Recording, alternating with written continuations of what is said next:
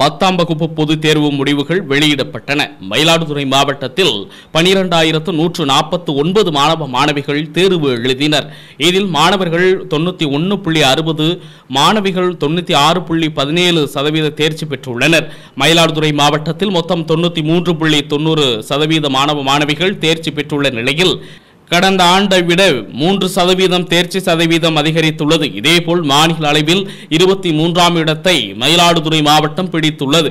இதேபோல அரசு பள்ளிகளில் தேர்வு எழுதிய 4,485 மாணவ மாணவிகளில் 4,009 பேர் தேர்ச்சி பெற்றுள்ளனர்.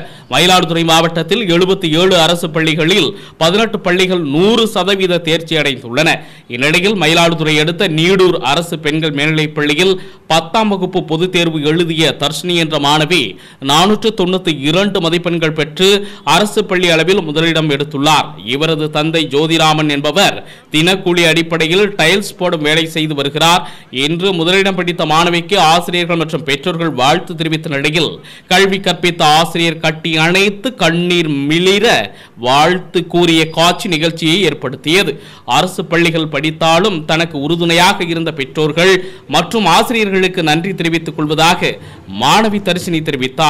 ஆண்கள் மேல்நிலைப் பள்ளி 100% தேர்ச்சி பெற்றுள்ளது குறிப்பிடத்தக்கது. அன்றாடம் நடக்கும் செய்திகளை உடனுக்குடன் தெரிந்து கொள்ள உங்கள் அரசு நியூஸ் சேனலை சப்ஸ்கிரைப் பண்ணுங்க.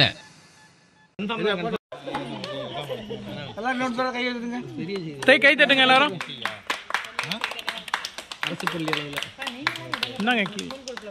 என் பேர் தர்ஷினி. நான் அரசு பெண்கள் மேல்நிலை பள்ளியில் படித்து நீடூரில் படித்து 10th பப்ளிக்கில் 492 மார்க் வாங்கியிருக்கேன்.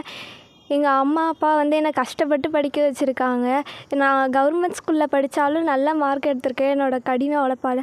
எங்கள் மேம் எல்லாருமே எனக்கு ரொம்ப சப்போர்ட்டாக இருந்தாங்க. ஞாயிற்றுக்கிழமை சனிக்கிழமெல்லாம் ஸ்பெஷல் கிளாஸ் வச்சு என்னை ரொம்ப ட்ரெயின் பண்ணாங்க. அவங்கெல்லாம் ரொம்ப நன்றி.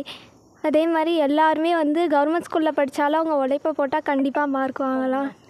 நீங்களும் கண்டிப்பாக நம்பிக்கையை கைவிடாதீங்க. கவர்மெண்ட் ஜாப்பில் போய் நல்ல வேலைக்கு போய் நல்லா சம்பாதிக்கணும். ஓகேடா.